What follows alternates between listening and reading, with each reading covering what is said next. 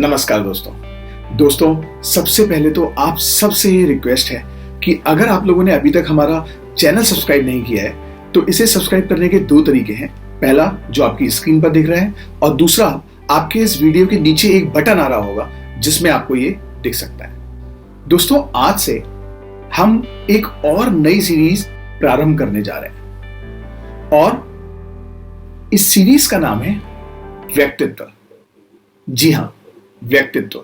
दोस्तों इससे पिछले एपिसोड में हम लोगों ने जब एफपीओ का जिक्र किया था तो उसमें Kashi Vishwanath farmer producer company limited इसकी बात की थी जो कि बनारस से संबंध रखती है।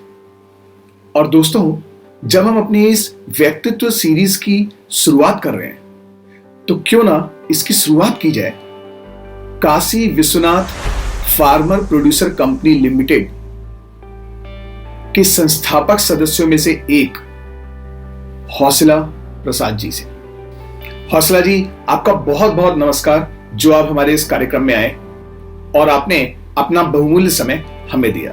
तो हौसला जी, सबसे पहले कार्यक्रम की शुरुआत करते हुए मैं चाहूंगा कि आप हमारे दर्शकों को यह बताएं कि 2015 से लेके अभी तक की इस एफपीओ की आपकी यात्रा कैसी रही है। नमस्कार, मैं 2015 में जब एफपीओ का गठन किया था तो उस समय एफपीओ के बारे में बहुत कम लोग जानते थे सर। आज जिस तरह से सरकार प्रोत्साहन दे रही है उसकी अपेक्षा उस समय बहुत कम लोग जानते थे। तो हमारे यहाँ जो सब्जी उत्पादक किसान है वो बहुत छोटे छोटे हैं सर। तो सब्जी उत्पादक किसानों को उचित रेट नहीं मिल पाता था। तो इसी सिलसिले को देखते हुए हम लोगों ने यह निर्णय लिया कि जब हम सभी उत्पाद एक साथ एकत्रित करेंगे तो उसको हम एक अच्छे मार्केट में ले जाकर बेच सकते हैं जहां पर हमको मतलब अच्छा मुनाफा मिल सकता है अपने उत्पाद का। तो इसी को ध्यान में रखते हुए हम लोगों ने एक कंपनी का गठन किया और जो अपने किसानों की जो आवश्यकताएं थी उसको पूर्ति के लिए भी इसको ध्यान में रखते हुए हम लोगों ने कंपनी का गठन किया। और कंपनी गठन करने के उपरांत उसके बाद आज तक 2020 में हम लोगों ने काफी लंबा सफर तय कर लिया है सर। और जहां तक अपने जो हमारे मेंबर हैं किसान, उनकी जो भी आवश्यकता है उनको मैं उचित रेट पर जो मार्केट मूल्य है उसके अपेक्षा थोड़ा कम और सुचारू रूप से और अच्छे बीज अच्छे खाद से हम देखते हैं तो पहले की अपेक्षा 2015 से लेकर 2020 की अपेक्षा हमारे किसानों में काफी बदलाव आया है उनके आर्थिक जीवन में और सामाजिक जीवन में भी। हौसला जी, अभी अभी आपने बात की कि हमारे जो कृषक भाई हैं जो इस एफपीओ से जुड़े हैं उनके आर्थिक जीवन में बदलाव आया है। तो क्या आप हमें संक्षेप में बता पाएंगे कि जो कृषक वर्ग आपके साथ सदस्य के रूप में जुड़े हुए हैं उनके आर्थिक जीवन में अभी 2015 से लेकर अभी तक क्या बदलाव आया है। जी देखिए सर, जो सब्जी उत्पाद है, सब्जी का उचित रेट दिलाने के लिए जब हमको उत्पाद तो होता है, जब हमको मार्केट नहीं मिलता तो हमको भाव नहीं मिल पाते, हमको आर्थिक नुकसान सहना पड़ता है। तो अपने किसानों का आर्थिक उत्पादन व आर्थिक क्षेत्र में वृद्धि के लिए हम लोगों ने मार्केट की खोज की। जैसे मैं एक आपको उदाहरण दे दूं, हमारे छोटे किसान हैं, यदि मैं इनको एक जगह सारे उत्पाद एकत्रित करके मैं जब जैसे कि यहाँ से करीब 200 किलोमीटर दूर की मंडी में मैं ले जाता हूँ, वहां पर हमको उचित मूल्य मिलता है। उचित मूल्य का मिलने का मतलब कि हमको 30 से लेकर 35-40% तक ज्यादा भाव मिलते हैं। तो इस तरह से यदि आप देखें तो किसानों के जीवन में काफी मतलब आर्थिक क्षेत्र में उन्नति हुई है। जी देखिए हौसला जी, आज तो हम 2020 में हैं तो आज ये कहना हम सबके लिए बहुत आसान हो जाता है कि ये जो एक एफपीओ है ये परिपक्व एफपीओ है। लेकिन जब आपने 2015 में इसकी शुरुआत की होगी तो आप अगर हमें बता पाए कि कैसे आपने सदस्यों को अपने साथ जोड़ा, उनसे किस तरह की बातें की और वो क्यों अभी तक आपके साथ जुड़े हुए हैं। क्योंकि सदस्यों को इस तरह से ग्रामीण क्षेत्र हो या शहरी क्षेत्र हो अपने साथ एक लंबे अंतराल तक जोड़ के रखना बहुत बड़ा काम है। तो इसके बारे में अगर आप बता पाए हौसला जी कि कैसे आपने अपनी टीम बनाई, अपने एफपीओ के सदस्य बनाए और उन्हें जोड़ते चले गए। मैं खेती बाड़ी में शुरुआत से ही कर रहा हूँ। तो जब मैं पढ़कर थोड़ा सा मतलब सोचा कि अब चले खेत में अपने तो जी, जो पहले जो परंपरागत खेती होती थी, उसकी अपेक्षा मैंने इसको कुछ वैज्ञानिक ढंग से करने की सोचा। तो इसके जी, लिए मैंने जो अपने यहाँ बनारस के जो भी कृषि विश्वविद्यालय हैं, जैसे जी, बीएचयू है और केवीके है, जी, राष्ट्रीय बागवानी संस्थान थे और उद्यान विभाग था और जी, बनारस के कृषि विभाग। साथ ही साथ आईआईवीआर जो कि वाराणसी में ही जी, है, जी, मैंने सबसे संपर्क साधा। जब मैंने सबसे संपर्क साधा तो उनकी तकनीकी, उनके ज्ञान, उनके विचार मैंने लोगों तक पहुँचाने की कोशिश किया और ये सारे विभाग हमको काफ़ी सपोर्ट किए। वो लोग आकर यहाँ पर गोष्ठी करते विभिन्न-विभिन्न गाँव में और एक तरह से जागरूकता फैली। जब जागरूकता फैली तो किसानों के बीच में मेरा विश्वास बढ़ा कि नहीं, ये अच्छे जी, लोग हैं, अच्छे हैं और विश्वसनीय कार्य कर रहे हैं। जब हमको कंपनी का गठन हुआ तो चूँकि हमारा लोगों के बीच में आना-जाना बराबर रहता था और हमेशा कृषि के बारे में कैसे उन्नति हो, क्या नई तकनीकी हो, इसके बारे में चर्चा होती थी। तो उन लोगों को जब मैंने ये कंपनी के गठन के बारे में बताया तो उन्होंने सहर्ष स्वीकार कर लिया कि नहीं, ये तो बहुत अच्छा चीज़ है। चलिए हम लोग एक नई शुरुआत करते हैं कंपनी गठन करके, जिससे कि हम अपनी जी, कुछ आर्थिक स्थिति सुधार कर लें। तो किसानों के बीच में उनकी उत्साह देखते हुए हमारा भी बहुत अच्छा लगा कि चलिए हमारे किसान इतने प्रेरित हैं, तो हमको जी, कंपनी गठन करने में कोई कठिनाई नहीं हुई। किसान थोड़ा-सा उतना उनका क्षेत्र नहीं है, उनका सामाजिक स्तर उतना ऊँचा नहीं है, तो थोड़ा-सा जी, उनके मन में डर था कि मैंने ₹1000 दे दिया, क्या होगा सर, क्या नहीं होगा? जी। बातचीत करते रहते हैं, कहीं कुछ नहीं होगा।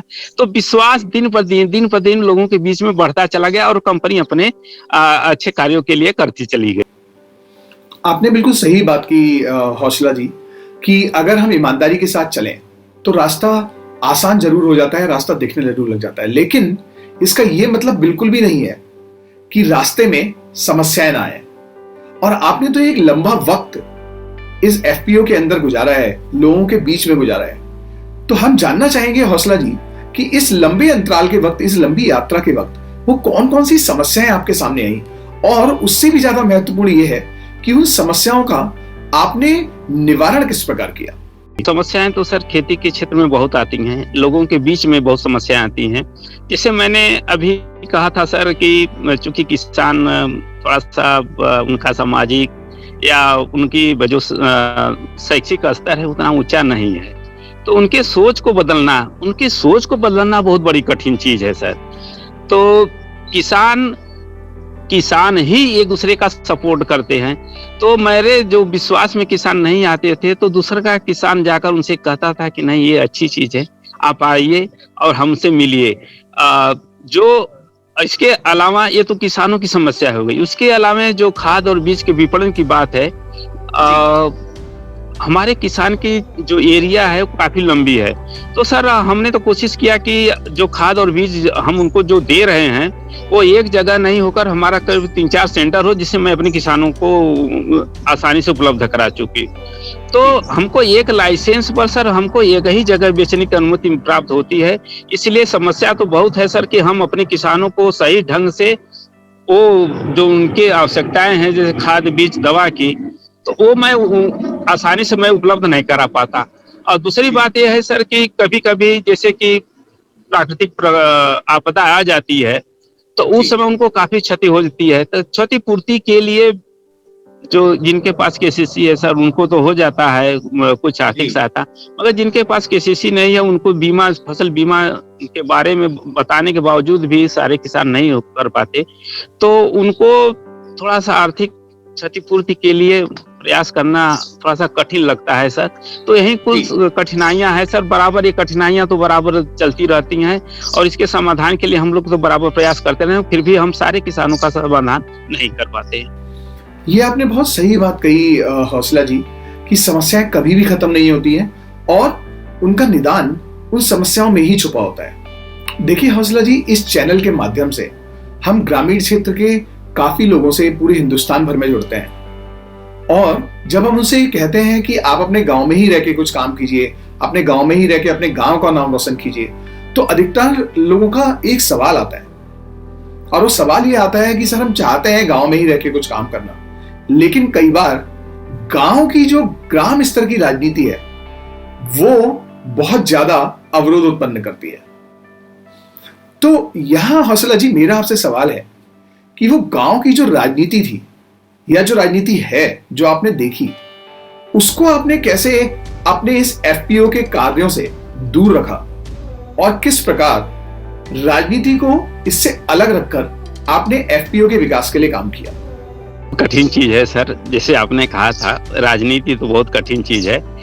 फिर भी जहाँ राजनीतिकरण हो जाती है सर, वहाँ तो कंपनी या कोई भी संगठन नहीं चल पाता है। मैं अपने जो भी किसान हैं, जो भी हमारे जो पदाधिकारी हैं, बोर्ड के लोग मेंबर हैं, मैं उनको हमेशा कहता हूँ कि आप थोड़ा सा राजनीति से दूर रहकर लोगों के बीच में जाकर अपनी समस्याओं और उनकी समस्याओं का समाधान करें।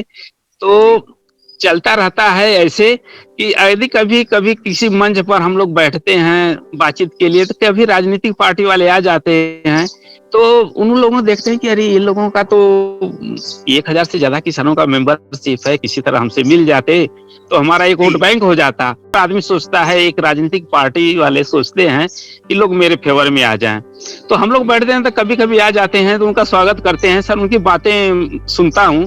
फिर भी मैं उन लोगों से निवेदन करता हूँ कि सर मेरी कंपनी का राजनीति न करें, और जब आपको राजनीति करनी है तो आप व्यक्तिगत तौर पर संपर्क करके उनसे व्यक्तिगत तौर पर मिले।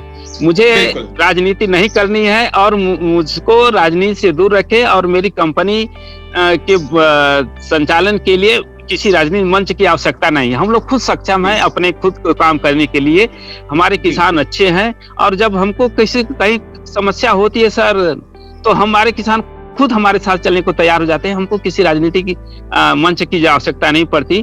तो राजनीति करने वाले जो लोग हैं वो तो बहुत प्रयास करते हैं कि हमारे साथ आ जाए, किसानों का एक संगठन है तो हमारा वोट बैंक हो जाएगा।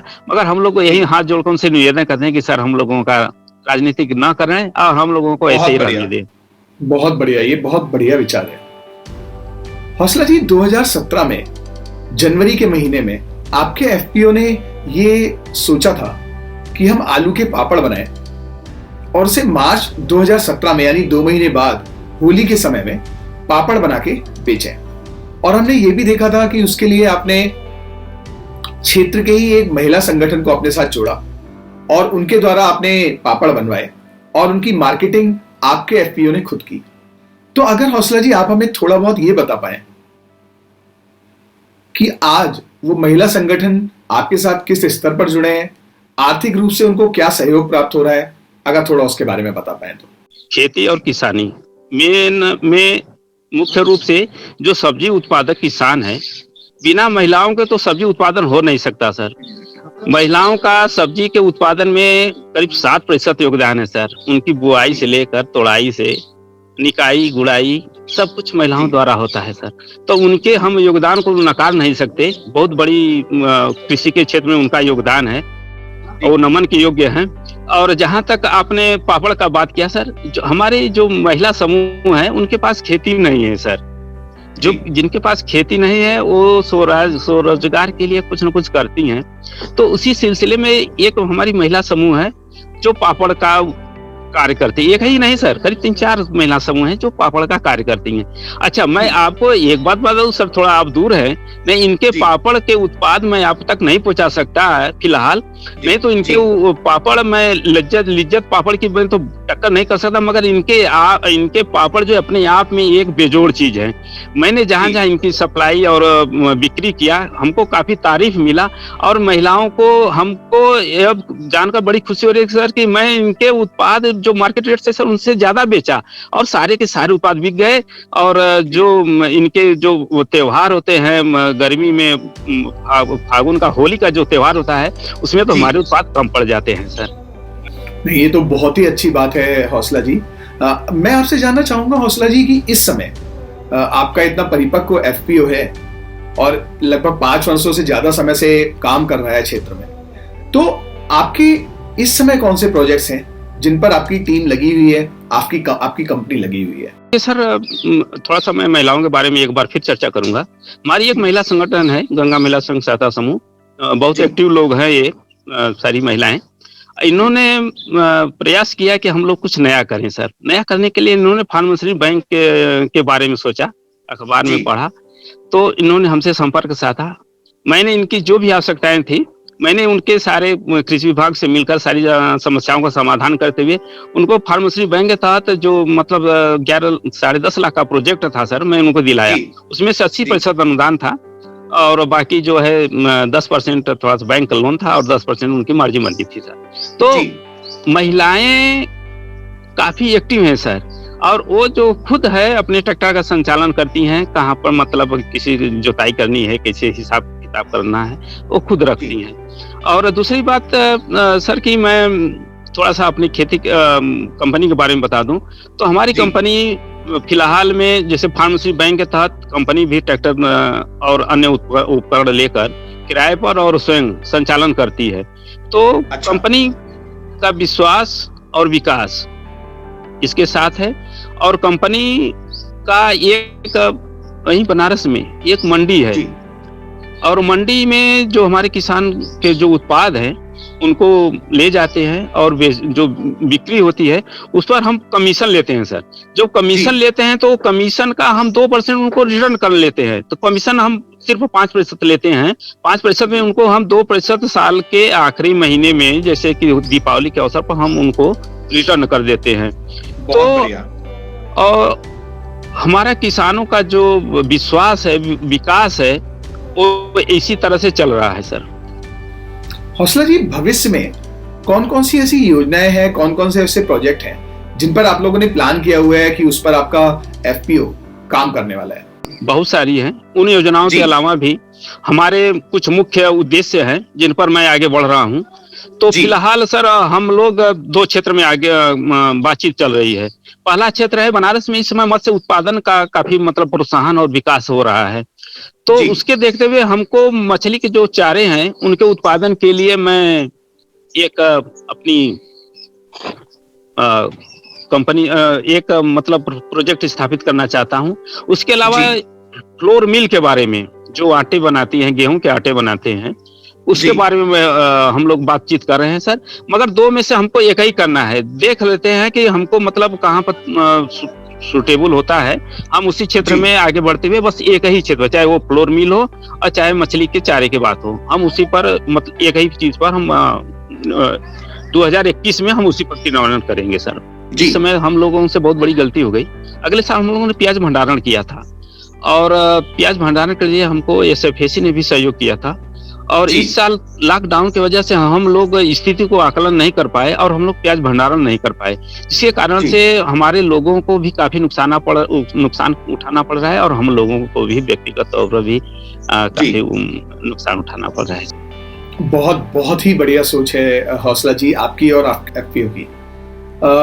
हौसला जी, अब मैं आपसे जानना चाहूंगा कि जैसे हमारे बनारस का पान बहुत ही ज्यादा प्रसिद्ध है, हमारी बनारस की साड़ी बहुत ज्यादा प्रसिद्ध है, और ये दोनों ही जो वस्तुएं हैं ये पूरे विश्व भर में साल भर मांग रखती हैं। तो मैं जानना चाहता हूं कि सब्जियों में भी क्या ऐसा कुछ है हौसला जी जो आपको लगता हो कि जिसको आप अंतर्राष्ट्रीय स्तर पर पहुंचाना चाहते हो, आपका एफपीओ उसको अंतर्राष्ट्रीय स्तर पर पहुंचाना चाहता हो? आपने तो बहुत अच्छा प्रश्न कर लिया सर। और हमारे क्षेत्र में भी जो बनारस है, बनारस में एक रामनगर स्थान है सर, उनकी एक प्रसिद्धि है रामनगर हवा बैगन, जो कि अपने भुर्ता के लिए प्रसिद्ध है। और इसकी साइज 1.5 से 2 किलो तक होती है, और ये हरे रंग की होती है। और इतनी बड़ी साइज का उत्पादन और कहीं जगह पर जल्दी नहीं मिल सकता। ये चूंकि हमारे पुराने परंपरा से चली आ रही है ये बैगन, तो हम लोगों ने सोचा, कृषि विभाग से संपर्क साधा, तो जैसे आपने कहा था बनारसी पान और बनारसी साड़ी, तो सर इसकी टैगिंग हो रही है। तो इन्होंने टैगिंग किया, तो हमने भी सोचा कि जब सब्जी के क्षेत्र में भी हम कुछ करें, इसकी तो एक अलग पहचान है, ऐसा तो कहीं जल्दी हमको दिखाई नहीं देता। तो हमने संपर्क साधा, तो उन्होंने कहा कि नहीं, बात सही है। तो इसकी टैगिंग के लिए काशी विश्वनाथ जो कंपनी है सर, उसकी टैगिंग के लिए प्रयासरत है, और सारी कार्रवाइयां चल रही हैं। जितने भी डॉक्यूमेंट्स है हमने जमा कर दिया है सर, अभी टैगिंग मिलना बाकी है। तो यदि टैगिंग मिल जाती है तो हमको अंतर्राष्ट्रीय मार्केट में इसका उत्पादन करके बेचने में हमको काफी सहूलियत होगी, और हमारे किसानों को काफी फायदा होगा। ये बहुत ही अच्छी सोच है हौसला जी। अंतिम चरण में पहुंचते पहुंचते हौसला जी, मैं आपको बताना चाहूंगा कि हमारा ये जो चैनल है ये ग्रामीण क्षेत्र के लिए विकास के लिए प्रयासरत है। तो मैं चाहूंगा कि आप हमारे ग्रामीण क्षेत्र के लोगों के लिए एफपीओ खोलने संबंधी किस तरह का संदेश देना चाहेंगे? एफपीओ बनाने से पहले मैं एक बात कहूंगा सर अपने किसान भाइयों से जी कि खेती करें, निराश ना हो, समेकित खेती करें, किसी एक खेती पर निर्भर न रहें, बराबर हमेशा 2-3 प्रकार की खेती करते रहें। जैसे पशुपालन हो गया, मछली पालन हो गया, बागवानी हो गया, इसके बाद अनाज है, सब्जियां हैं। यदि आप बराबर इस तरह खेती करते रहेंगे तो आपको कभी भी जो खेती से भाग रहे हैं कभी आपको भागना नहीं पड़ेगा। आपको खेती की एक फायदे की धंधा दिखाई देगा और आपको किसी प्रकार की समस्या का सामना नहीं करना पड़ेगा। अब रह गई थोड़ा खेती ही के बारे में, तो मैं अपने किसान भाइयों से कहूंगा कि वो पशुपालन जरूर करें। पशुपालन करेंगे तो जिस तरह से हमारा पर्यावरण थोड़ा सा विपरीत जा रहा है, खेती के विपरीत जा रही है। सर मैं आपके माध्यम से मैं किसान भाइयों को मैं एक नई जानकारी दे दूं कि हमारे किसानों द्वारा ही एक प्रयोग किया हुआ है कि जो देसी गाय के मूत्र हैं, देसी गाय का मूत्र 1 भाग और 2 भाग पानी मिलाकर यदि हम सब्जी के खेत में यदि डाल दें तो जो उठा रोग इस समय भयंकर रूप में जकड़ रहा है और उसका हम निदान बहुत हद तक प्राप्त कर सकते हैं। जहां कंपनी का गठन है सर कि मैं लोगों को, अपने किसान भाइयों को कहूंगा कि वो एक कंपनी का गठन जरूर करे। अपने उत्पाद को उचित बाजार दिलाने के लिए, अपने किसानों को समस्याओं को समाधान करने के लिए, लोगों के बीच सामाजिक स्तर बनाए रखने के लिए और मित्रवत व्यवहार के लिए तो कंपनी का गठन करें जिससे किसानों की जो उत्पाद है उसकी उचित मूल्य मिल सके और उनके अच्छे बीज और खाद या जो भी अन्य प्रकार के आवश्यकता है उनकी पूर्ति हो सके। बहुत बहुत ही जरूरी आपने बात कही हौसला जी, और खासतौर पर एक देसी गाय से आप कैसे सब्जियों में लगने वाले एक बहुत भयावह रोग को रोक सकते हैं, वो बहुत बड़ी बात है।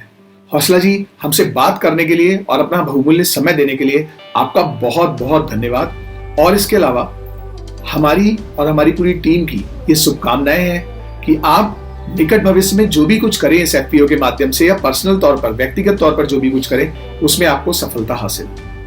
बहुत बहुत धन्यवाद हौसला जी। मेरी बहुत शुभकामनाएं कि मेरे संदेश मेरे किसान भाइयों तक आपने पहुंचाने का काम किया। बहुत बहुत धन्यवाद सर आपको। तो दोस्तों, हमें पूरी उम्मीद है कि हौसला जी से ये जो आज हमारा संवाद हुआ है हमारे व्यक्तित्व सीरीज के अंदर, ये कहीं ना कहीं आपको ये सोचने पर मजबूर जरूर करेगा कि हमें ग्रामीण क्षेत्र में आगे बढ़ना किस कदम पे है। और मैं आपको ये बता दूं कि उनके एफपीओ में छोटे और मझोले किसान वर्ग 60% से ज्यादा है। तो केवल ये कहते रहने से कि हम छोटे किसान हैं, हमारा कोई ख्याल नहीं रखता, कुछ नहीं होगा। ऐसे एफपीओ से ही हम सबको प्रेरणा लेनी है। और हां, आप में से कोई भी अगर एफपीओ खोलने के लिए कोई भी जानकारी चाहता हो, कैसे ये सारी चीजें की जाती हैं, आप स्क्रीन पर आ रहे इस ईमेल आईडी पर हमसे संपर्क कर सकते हैं। हम आपसे तुरंत संपर्क करेंगे। आज के लिए दोस्तों इतना ही। अगले एपिसोड में मैं फिर हाजिर होऊंगा कुछ नई चर्चा के साथ। तब तक के लिए धन्यवाद।